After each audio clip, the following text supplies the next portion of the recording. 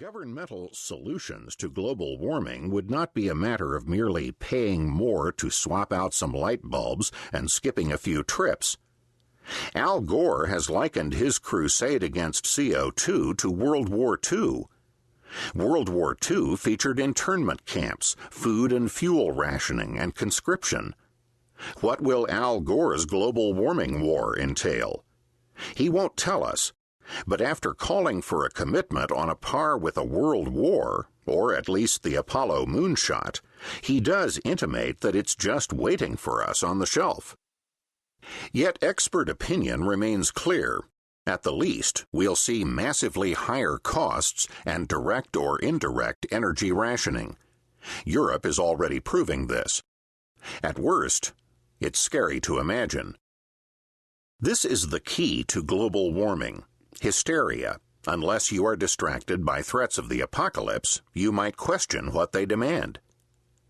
It is obvious that much depends on the outcome of this battle over energy and economic sovereignty, over free and open debate on science and policy, which is why the alarmists do whatever they can to avoid actual debate. They declare there is consensus, a political concept generally alien to the scientific method. They liken skeptics to Holocaust deniers and demand Nuremberg-style trials of the disbelievers. They want to control our lifestyles, and they don't want you to question their cause. This book will give you the details and the debate that they don't want you to know about. But beware, the following facts are not acceptable in polite company. If my own experience and that of my colleagues is a guide, by uttering these, pardon the expression, inconvenient truths, you will first be accused of being a shill for evil industry. They might call you a criminal. They will suggest you gas yourself in your garage. If they ever grant the accuracy of your statements, they will warn you not to repeat them, lest you deflate the fear of global warming. The environmentalist coin has two sides, as I learned in my own introduction to this issue.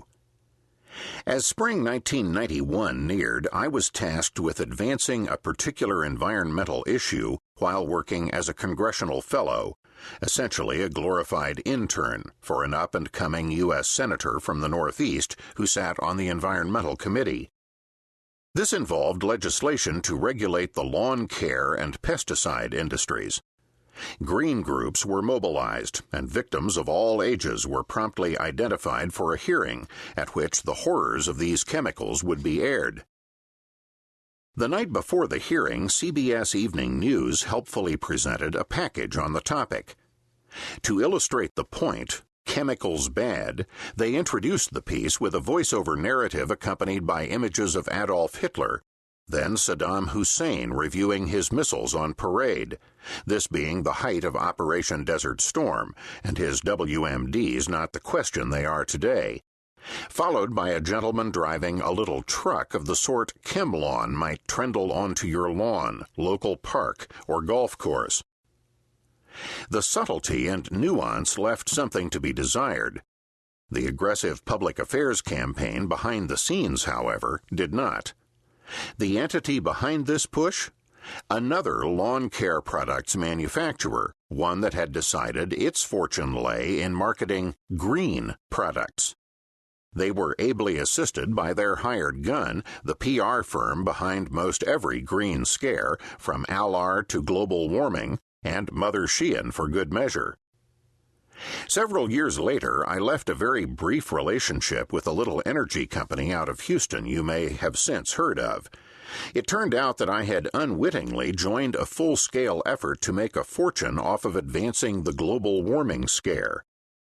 Mere months after I had raised uncomfortable and unsuccessful questions about this internally, on August 4, 1997, company CEO Ken Lay joined British Petroleum's then Sir John Browne in an Oval Office meeting with the President of the United States, Bill Clinton, and his VP, Al Gore. The agenda was to ensure the U.S. joined up to the Kyoto Protocol, an international treaty capping carbon dioxide emissions, in the name of catastrophic man-made global warming.